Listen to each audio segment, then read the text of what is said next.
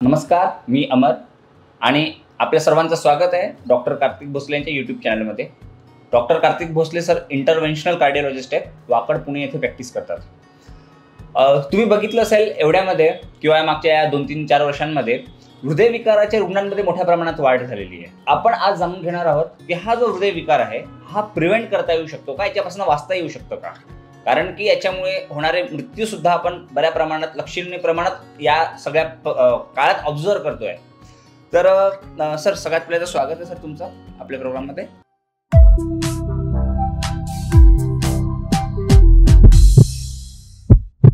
Sir, मी जसं म्हटलं की हृदयविकाराच्या रुग्णांच्या संख्येत वाढ झालेली आहे. तर सगळ्यात पहिले तर फॅक्ट जाणून घ्यायचा आहे, खरंच वाढ झाली आहे का, आणि झाली असेल तर प्रायमरी कारण काय आहेत सर? तुम्ही अगदी बरोबर म्हणताय. हृदयरोगाच्या संख्येमध्ये खूप वाढ झाली आहे. इनफॅक्ट ओव्हरऑल जेवढे मृत्यू होतात त्याच्यामध्ये फर्स्ट कारण हे हृदयरोग असतात. आणि त्या हृदयरोगामध्ये 80% कारण हे हृदयाचा झटका असतो. त्याला हार्ट ब्लॉकेजेस किंवा हार्ट अटॅकमुळे मृत्यू होतो. त्यामुळे ह्याच्याबद्दल जाणून घेणं हे फार गरजेचं आहे. आणि दुसरी गुड न्यूज म्हणजे की हे जो हृदयाचा झटका आहे किंवा हृदय विकार आहेत ते आपण प्रिव्हेंट करू शकतो, वाचू शकतो. तर ही एक फार मोठी गुड न्यूज आहे. त्यामुळे आपण आज जाणून घेऊयात की आपण हे हृदयरोग कसे वाचू शकतो. सर, आता तुम्ही सांगितलं वाचवू शकतो. सर, स्टेप वाईज आम्हाला जाणून घ्यायला आवडेल की काय स्टेप्स आहेत, काय केलं पाहिजे की कारण की आमची जीवनशैली, लाईफस्टाईल सगळं बिघडलेलं आहे या क्षणाला. तर असं काय केलं पाहिजे की आम्ही हे खरंच टाळू शकू? सगळ्यात पहिली गोष्ट फिजिकल ॲक्टिव्हिटीज, जी की व्यायामाची फार कमतरता दिसून येत आहे. कारण की आजकाल सगळ्या गोष्टी ह्या घरी भेटत आहेत आणि भरपूर कामं ही घरी बसूनच केली जात आहेत. त्यामुळं फिजिकल ॲक्टिव्हिटीज खूप कमी होत आहे. एक्सरसाइज तर दूरची गोष्ट, मी तर फिजिकल ॲक्टिव्हिटी म्हणतोय, जे की आपण डे टू डे ॲक्टिव्हिटीज आहे, डे टू डे मुवमेंट आहे, त्याच कमी झालेल्या आहेत.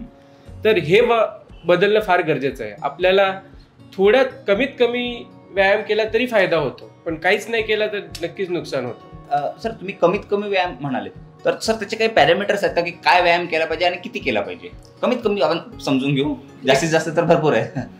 हेल्दी हार्ट राहण्यासाठी एका माणसानं कमीत कमी एक 30 ते 40 मिनिटाचा मॉडरेट इंटेन्सिटीचा एक्सरसाइज करणं गरजेचं आहे प्रत्येक दिवसाला. आणि असं कमीत कमी 5 दिवस तरी त्यांनी काढले पाहिजे. मॉडरेट इंटेन्सिटी म्हणजे काय, जसं की जॉगिंग, स्लो जॉगिंग एटसेट्रा. हे नसेल, अगर कोणाला इंटेन्स एक्सरसाइज करत असेल तर ते अजून उत्तम आहे. ते 20 ते 30 मिनिटं जरी त्यांनी केलं आणि 4 दिवस जरी केलं आठवड्यातले, तरी तो फायदेमंद ठरतो. आणि हेच करता करता अगर तुम्ही 1 ते 2 स्ट्रेंथ ट्रेनिंग एक्सरसाइजेस जसे की वेट लिफ्टिंग हे जर केलं तर ते अजून फिटनेसला ॲड होतं. पण प्रत्येकाला हार्ट हेल्दी ठेवण्यासाठी एकदम बाहेर जाऊन पळायलाच पाहिजे किंवा जिम लावायलाच पाहिजे असंही नाही. ते सुरू करू शकतात सिम्पल वॉकिंगपासून. फोनवर बोलताना वॉक करणे, स्टेअर्सचा यूज करणे किंवा गार्डनिंग करणे किंवा डॉगलाही आपल्या घेऊन गार्डनमध्ये वॉकला जाणे, ह्याही एक काही माइल्ड प्रकारचे एक्सरसाइज आहेत, त्याच्यामुळेही बेनिफिट होतो. सर, आता तुम्ही वॉकिंगचं महत्त्व सांगितलं, पण आता एवढ्यात आमचा डाएट फार फास्ट फूड, जंक फूड यांचं प्रमाण वाढलेलं आहे. तर सर, सगळ्यात पहिले तर डाएटचा पण रोल आहे का हृदयविकारांमध्ये, आणि असेल तर मग त्याच्यातले काही प्रिव्हेन्शन सांगू शकाल का? हो, नक्कीच. आजकाल जंक फूडचं सेवन खूपच वाढलेलं आहे. त्यामुळं कोलेस्ट्रॉलचे लेवल्स वाढतात, शुगर वाढतात आणि इनडायरेक्टली ते हार्टवरती अफेक्ट करतात. तर सगळ्यात पहिलं मी सांगेल की जेवणामध्ये सगळ्यात जास्तीत जास्त व्हेजिटेबल आणि फ्रूट्सचा समावेश करा, कारण की याचा समावेश खूप कमी झालेला आहे. दुसरं, खाण्यामध्ये प्रोटीन्सचं प्रमाण वाढवा, जसं की डाळी, eggs, non vegetarian as well, but not in a fried state. तुम्ही उबळलेलं किंवा सिम्पल भाजी बनवलेलं घेऊ शकता.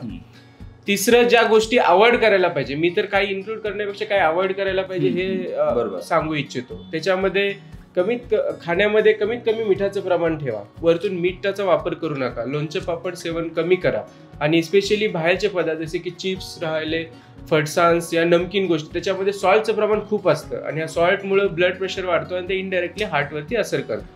दुसरं, डीप फ्राईड गोष्टी, त्याच्यामध्ये सॅच्युरेटेड फॅट खूप असतं, त्याच्यामुळे कोलेस्ट्रॉल वाढतं आणि हार्ट ब्लॉकेजेससाठी कारणीभूत ठरतं. तिसरं, शुगर स्वीटन ब्रिव्हरेजेस जसे की कोको कोला किंवा थंड पेय जे आहे त्याच्यामध्ये कॅलरीजचं प्रमाण खूप असतं आणि त्याच्यामुळं वेट गेन होणं, कोलेस्ट्रॉल वाढणं ह्या गोष्टी होतात. सर, याच्याशिवाय आणखीन एक म्हणजे हे आहारासोबत एवढ्यात ना स्मोकिंग आणि ड्रिंकिंग, बेसिकली विकेंड कल्चर, अर्थात विकेंड कल्चरचा एक भाग फास्ट फूड आहे, पण स्मोक आणि ड्रिंक यांचं प्रमाण वाढलेलं आहे. या व्यसनांचा काय इम्पॅक्ट आहे सर, आणि प्रिव्हेन्शनसाठी काय सांगाल व्यसनांच्या अनुषंगाने? आजकाल तुम्ही पाहिलं असेल की हार्ट अटॅक यंग एजमध्ये खूप होत आहेत, तरुण वयामध्ये. पहिले हार्ट अटॅक 50+ किंवा 60+ वयामध्ये मानलं जात होतं, पण आता हे 30s मध्येच येत आहे. आणि याचं एक मोस्ट कॉमन कारण आहे स्मोकिंगचं प्रमाण वाढणं, जे की आजकाल लोक म्हणजे ॲज अ चेन स्मोकर किंवा स्ट्रेस रिलिव्हिंग फॅक्टर म्हणून बघतात. पण हे फार नुकसानदायी आहे. याच्यामुळे कोणताही स्ट्रेस कमी होत नाही, बट इनफॅक्ट आपल्या बॉडीचं डॅमेज वाढत जातं आणि त्याच्यामुळे हार्ट अटॅकचे प्रमाण वाढतं. कारण की स्मोकिंग जे करतात, स्मोकिंग करताना जे निकोटीन हा घटक त्या टोबॅकोमध्ये असतो, त्याच्यामुळे हार्टच्या नसा दाबल्या जातात आणि त्या दाबल्यामुळे हृदयाला रक्तप्रवाह कमी होतो आणि सडन अटॅक येण्याचे चान्सेस खूप वाढतात. त्यामुळे स्मोकिंग बिलकुल नाही केलं पाहिजे. ऍक्टिव्ह तर सोडा, पॅसिव्ह स्मोकिंग ही नाही केलं पाहिजे. अगर कोणी स्मोकिंग करत असेल तर त्याच्याजवळ जाऊन उभं राहणं हेही फार हानिकारक ठरू शकतं. त्यामुळे स्मोकिंग पासून दूर राहावा. आणि कोणी स्मोकिंग करत असेल तर त्यांच्यासाठी गुड न्यूज हे आहे की अगर त्यांनी खरंच स्मोकिंग स्टॉप केलं तर दिवसेंदिवस त्याचे रिव्हर्सल व्हायला सुरुवात होते. त्यामुळे तुम्ही नॉर्मलाइजही होऊ शकता. त्यामुळे तुम्ही स्मोकिंग करत असेल ना, आता काय होणार नाही असं बिलकुल नाहीये.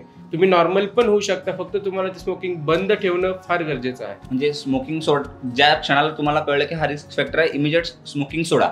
बरोबर. सर, आणखीन एक हल्ली बघितलंय, म्हणजे अगदी हे लहानपणापासून दिसतंय की वजन वाढतंय सगळ्यांचं, आणि वाढलेलं वजन हे सुद्धा एक रिस्क फॅक्टर आहे. तर काय सांगाल? जसं की मी म्हटलं की फिजिकल ऍक्टिव्हिटीचं प्रमाण खूप वाढलं आहे आणि खाण्यामध्ये फास्ट फूडचं प्रमाण खूप जास्त वाढलेलं आहे. ह्या दोन्ही गोष्टीमुळे वजन खूप वाढलेलं आहे. त्यामुळे तुम्ही आजकाल पाहिलं तर almost 40 to 50% of people are overweight. तर आणि ह्या ओव्हरवेटमुळे भरपूर काही नुकसान होतं. म्हणजे हार्ट अटॅकच नाही तर किडनीवरती, ब्रेन स्ट्रोकवरती किंवा आपल्या आतड्यावरती खूप परिणाम होतात. इव्हन कॅन्सरचंही प्रमाण वाढतं. आणि पण याच्यात चांगली गोष्ट अशी आहे की आपण खरंच ते वेट कंट्रोल केलं तर ते आपण हळूहळू रिव्हर्सही करू शकतो. तर वेट कंट्रोल करण्यासाठी तुम्हाला सगळ्या पॅरामीटर्सचा विचार करावा लागेल. जसं की मी सांगितलं, खाण्यामध्ये फास्ट फूडचं किंवा कॅलरीचं इंटेक कमी करणं आणि एक्सरसाइज वाढवणं आणि हे मेंटेन करणं हे गरजेचं आहे. ना की तुम्ही काही शॉर्टकट्स जसं की मेडिसिन्स वापरणं किंवा एकदम क्रॅश डाएट करणं, जे की एक टेम्पररी पर्याय आहेत, बट नाही ना की लॉंग टर्म. तर लॉंग टर्मसाठी तुम्हाला एक प्रॅग्मॅटिक किंवा प्रॅक्टिकल असे सोल्युशन्स काढायला लागतील की जे सस्टेनेबल राहील. सर, आणखीन 2 महत्वाचे फॅक्टर्स, फार जास्त ताणतणाव, आणि ताणतणावाचा आणखीन एक परिणाम असा की कमी झोप किंवा रात्री उशिरापर्यंत झोपणे आणि सकाळी उशिरापर्यंत जागणे. तर सर, या 2 गोष्टींवर कॉमेंट तुमची हवी आहे. बघा, आजकाल लोकांना सगळ्या गोष्टी इमिजिएटली पाहिजे, एकदम शॉर्ट टर्म मध्ये हाय गोल्स अचीव्ह करायचे आहे. त्यामुळे स्वतःकडूनच एवढे एक्सपेक्टेशन ठेवल्यामुळे तणाव खूप वाढतो. सबकॉन्शियसली आपलं ब्रेन किंवा हार्ट ते सहन करू शकत नाही. त्यामुळे सिम्पटम्स यायला सुरुवात होतात. हार्ट रेट वाढतो, ब्लड प्रेशर वाढतो, त्यामुळे हार्टचं ऑक्सिजन डिमांड वाढतो. जेव्हा डिमांड वाढतं तेव्हा हार्ट अटॅक येण्याची पण रिस्क वाढते. त्यामुळे स्ट्रेस मॅनेज करणं किंवा एक इन्साईट राहणं स्वतःविषयी हे फार गरजेचं आहे. असे अगर इन्साईट असेल तर आपण वेळच त्याला थांबवू शकतो आणि असे क्रिटिकल गोष्टी वाचवू शकतो. दुसरी गोष्ट स्लीप. जसं की सरांनी म्हटलं की स्लीप पण फॅक्टर आहे. आता स्ट्रेस आला तर लोकांना झोप येत नाही, झोप नाही आले की ते रात्रभर जागत राहतात आणि एक शरीराला आराम भेटत नाही. कारण शरीर पण एक मशीन आहे, त्यालाही आराम करण्याची गरज आहे. तुम्ही ते कंटिन्युअस वर्क नाही करू शकत. तुम्ही आराम दिला तर ते तुम्हाला इफेक्टिव्हनेस पुढच्या वेळी देईल, पण तुम्ही आराम नाही दिला तर इट विल गो ऑन डिजेनरेटिंग. त्यामुळे झोप ही गरजेची आहे. झोप किती गरजेची आहे म्हटलं तर एक 6 to 7 आवर्सची क्वालिटी स्लीप, ना की तुम्ही 2 तास झोपताय उठताय 2 तास झोपताय असं नाही. 6 to 7 आवर्सची अनइंटरप्टेड क्वालिटी स्लीप एका माणसाला एक नॉर्मल फंक्शनिंगसाठी खूप महत्वाची आहे. सर, शेवटचे 2 प्रश्न आहेत. बेसिकली एक कोलेस्ट्रॉल हा सुद्धा एक रिस्क फॅक्टर आहे. तर एक शॉर्ट कमेंट अबाउट कोलेस्ट्रॉल, आणि त्याच्यानंतर रेग्युलर हेल्थ चेकअपचं काय महत्व आहे, म्हणजे कुठल्या वयापासून हेल्थ चेकअप केलं पाहिजे, अशा 2 प्रश्नांना सर तुम्ही ॲड्रेस करावं. तर जसं की मी आत्ताच म्हटलं की हार्ट अटॅकचं प्रमाण यंग लोकांमध्ये पण वाढत चाललं आहे. त्यामुळे स्क्रीनिंग टेस्टचा फार मोठा याच्यामध्ये रोल आहे.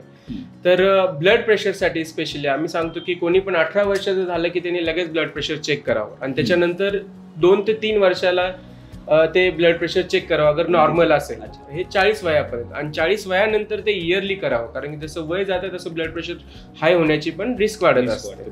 पण कोणाला हा रिस्क फॅक्टर ऑलरेडी असतील, काय शुगर आहे, हाय डायबिटीज आहे किंवा स्मोकिंग करत असेल तर त्यांनी इयरली ब्लड प्रेशर चेक करावं. हे ब्लड प्रेशर बाबतीत. रिगार्डिंग कोलेस्ट्रॉल, इनफॅक्ट कोलेस्ट्रॉल हा मोस्ट इग्नोर्ड पार्ट आहे.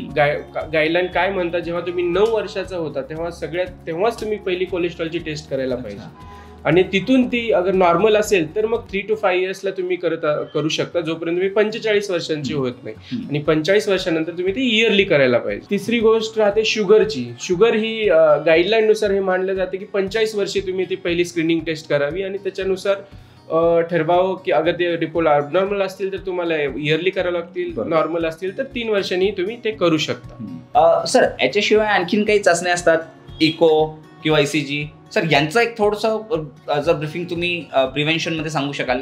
हृदय स्पेसिफिक टेस्ट म्हटलं की भरपूर मला पेशंटही विचारतात की सर मला ब्लॉकेजेस तर नाही हे पाहायचं आहे, मी काय स्क्रीनिंग टेस्ट करायला पाहिजे किंवा काय स्पेशल टेस्ट करायला पाहिजे. तर त्यांच्याबद्दल मी सांगू इच्छितो.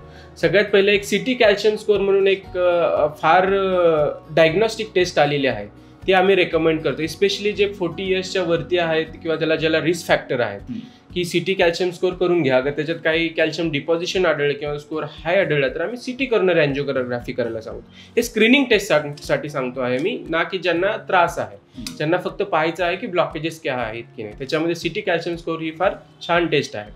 रिगार्डिंग ECG, मी ECG बाबत सांगतो सगळ्यांनी एकदा तरी आपला ECG करावा, त्यांचं वय कितीही असू दे. त्याच्यानंतर तुम्ही जेव्हा त्रास आला तेव्हा रिपीट करा, पण एकदा तरी ECG करायला पाहिजे. रिगार्डिंग 2D इको, भरपूर लोकांचं मिसकन्सेप्शन आहे की ब्लॉकेजेससाठी 2D इको करायचा, पण मी सांगतो ब्लॉकेजेससाठी 2D इको केला जात नाही. 2D इको हा जेव्हा केला जातो जेव्हा तुमचा ECG ॲबनॉर्मल आहे किंवा डॉक्टर काही सस्पेक्ट करतात की तुमच्यामध्ये काही स्ट्रक्चरल हार्ट डिसीजचं डॅमेज असू शकतो, तेव्हाच 2D इको टेस्ट करायला. आणि राहिली गोष्ट स्ट्रेस टेस्टची, TMT टेस्ट, ही तेव्हा सजेस्ट केली जाते जेव्हा तुम्हाला छातीत दुखणं आहे आणि बाकी सर्व टेस्ट नॉर्मल आहेत, तेव्हा तुम्हाला स्ट्रेस टेस्ट करायला सांगितली जाते. किंवा तुम्हाला कुठे कॉम्पिटेटिव्ह स्पोर्ट्समध्ये भाग घ्यायचा आहे किंवा तुमचा एक हाय रिस्क जॉब आहे जसं की पायलट किंवा ट्रेन ड्रायव्हर, अशा गोष्टी असतील तर तुम्हाला एक स्ट्रेस टेस्ट फिटनेससाठी करायला सांगितली जाते. सर बाकी आता हे तर तुम्ही सगळं एक ओव्हरऑल प्रिव्हेन्शन बद्दल सांगितलं. आता सर टेक होम मेसेज, शेवटी आम्ही याच्यात या सगळ्यांमधनं काय बोध घेतला पाहिजे? जसं की मी म्हटलं की हार्ट डिसीज हे most common cause of death आहे. At the same time it is the reversible as well, ते आपण रिव्हर्स करू शकतो. तर सगळ्यांनी हेल्दी डाएट घेणं फार गरजेचं आहे. To start with, stay away from the unhealthy things. Second, regarding the moderate intensity exercise, live about the moderate intensity. I will say की तुम्ही ॲटलिस्ट चालायला सुरू करा.